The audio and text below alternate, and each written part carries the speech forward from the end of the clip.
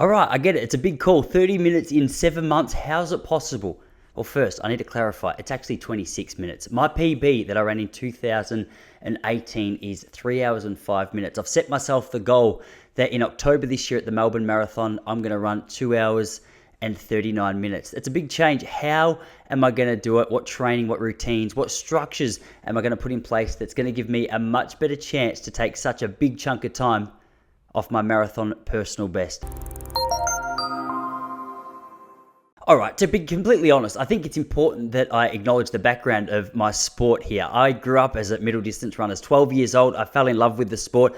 I retired officially at age 24, but kept dabbling in the sport, to be honest. I never lost my love for it. Over the course of my 12-year competitive career, over 1,500 meters, I ran 3:49. I ran 8:10 for 3K, 14:24 for 5K, and on the roads, I ran 30 minutes and 53 seconds at the Melbourne Marathon 10K in 2011. Actually, it's in that photo just there. It was a cheeky little win. I was happy with it. But the truth is, I don't feel as though I maximized my potential in the distance and never really considered getting back into the marathon seriously until recently. I had a friend of mine say, I could imagine you having a good mini career over the marathon before you get too old. And I thought, well, there was something in me that got excited by that. So I started to have a think, had a brainstorm, had a chat with a couple of friends, set myself the goal that in October this year, I want to run 2 hours and 39 minutes. But based on what took place in my first marathon in 2018, going out in an hour 19 for the first half and walking home, essentially, in an hour and 46 minutes for the second half, something has to change. There can't be a repeat of that if I'm going to have a good run. So what am I going to change? How am I going to change it? What is going to show us this 26-minute improvement that I'm trying to find? That's what I want to look at right now. All right, the first thing I want to talk about is running training specifically. In 2018, for whatever reason, even as a coach and as a bloke who knows about the respect you've got to show the marathon, I didn't show it what it deserved. I went out and I treated it like a park run, essentially. I'd done a 30K run in the lead up to it and a lot of speed sessions on a Tuesday. The truth was, apart from that one 30K run and a couple of 24K runs, there wasn't really much endurance taking place.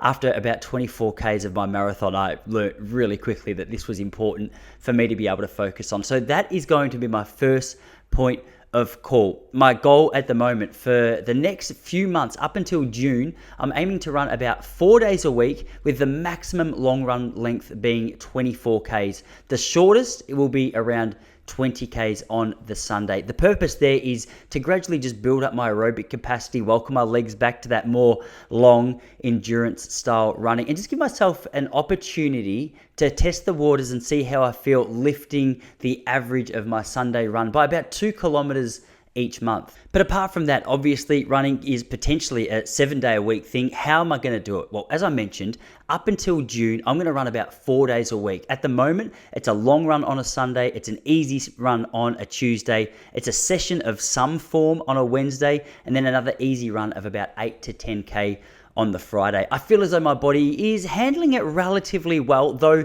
the speed work is throwing a couple of curveballs. I've had a couple of calf strains that I'm trying to navigate my way through.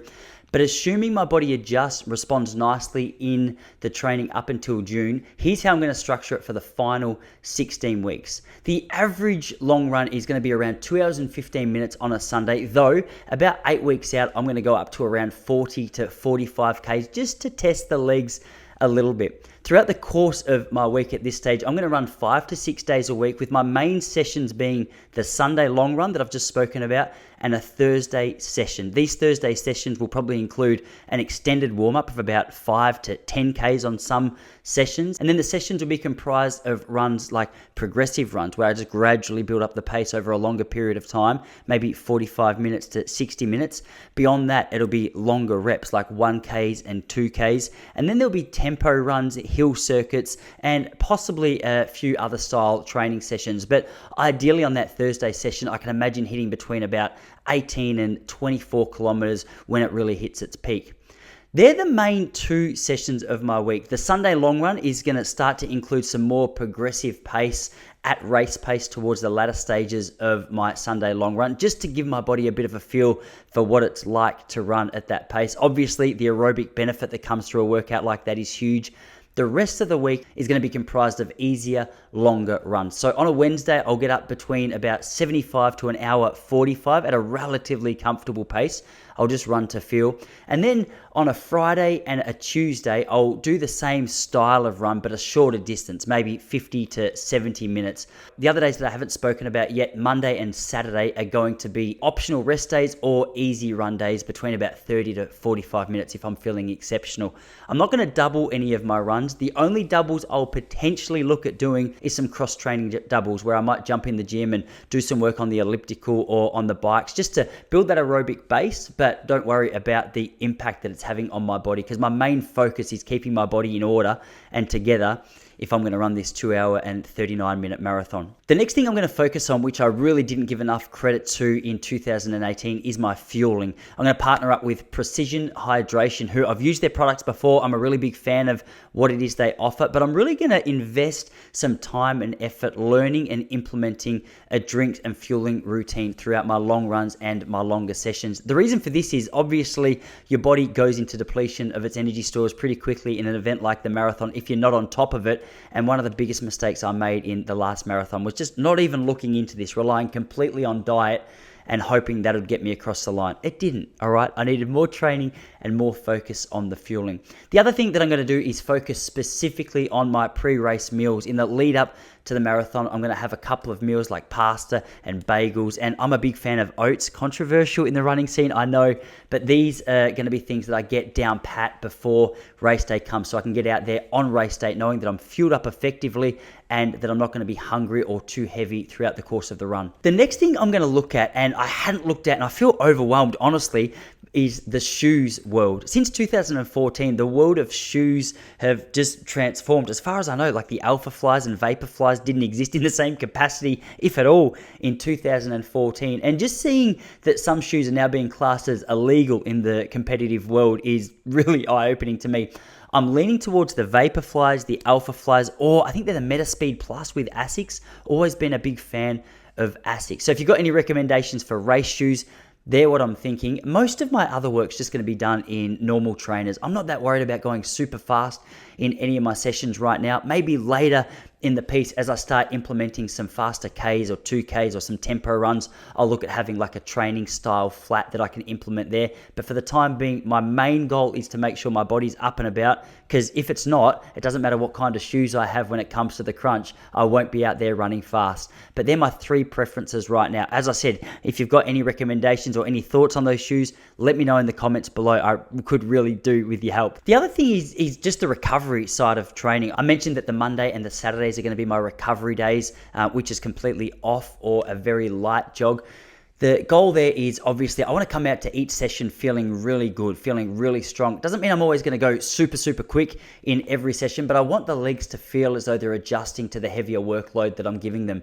I'll start implementing perhaps an ice bath. A friend of mine around the corner is looking at getting a chest freezer to serve as an ice bath at his house, so I think I'm going to make a couple of visits there. More than that, obviously, fueling and nutrition as a part of recovery, regular massages. I've got the foam roller, which I've become a really big believer in. I'm a fan of stretching routines and yoga, which, I think the science around the benefits of a practice like yoga differs depending on who you talk to, but the feel I get from a practice like that once or twice a week, ideally 3 times if I can, is really beneficial. The other thing I want to maintain is at least 2 days a week of strength and conditioning. I always felt like technically I was a lot better when I was doing strength and conditioning. I'm a big believer in the benefits of efficient running technique, and I know the benefits that a strength and conditioning routine can have on my performance and the feel of my body when I'm out there running longer distances. So at the moment, my strength routine is comprised of core. I still do some arms. I still do some legs. I alternate between 1 month of sort of working at my max, really heavy lifting of about 5 to 7 reps. And then the next month I'll go into a lighter rep of about 8 to 12 reps. When I get into the 16-week block, I reckon I'll back that off at about 25% of my max, maintain some form of strength while doing some pretty heavy running, but I just don't want to be doing too much on both fronts and cause injury or fatigue unnecessarily. The last thing I want to do is just really enjoy it. I get excited and start thinking about the future, and my goal eventually, I think I'm slowly coming around to this idea. Matt Fox from Sweat Elite said to me on the podcast the other day that he thinks eventually he could see me running a sub 220. Him and I were very competitive as younger athletes, and to hear those words from him, just a little spark that got me excited. So I'm thinking if I enjoy this lead up, if I enjoy the marathon running, if I can break 240, or if I'm thereabouts, I might consider pushing on ahead and having another little mini career up until about the age of 40, which is about 4 or 5 years away. So I've got some time. The enjoyment factor is huge. When I'm not doing this, I'm doing stand-up comedy. That's my other passion. I'll keep doing a whole heap of that here in Victoria. I've got a heap of gigs lined up, so I'll keep trying to work at being a little bit funny in front of an audience, which is, as challenging as running a fast marathon at times. They're the main things I'm going to focus on. I'll keep you updated fairly regularly. I'm also doing a Road to Melbourne podcast episode about once a month at the moment. It'll get more frequent as we get closer to marathon race day. So if you're interested in that, jump over to Relaxed Running Podcast, wherever it is that you listen to your podcasts. Also, if you're an athlete out there trying to improve your own running, jump over to relaxedrunning.com. Whether you're after personal coaching or training programs, we've got a whole heap of goodies over there. I've linked it in the description below. But for now, that's all from me. I wanted to give you a couple of ideas on how I'm planning to take that 26 minutes off my marathon time. Let's continue the conversation in the comments below. And if you haven't already, hit subscribe, give it a little like, share the love, it means a lot. All right, guys, talk to you in the comments, and I'll see you again soon.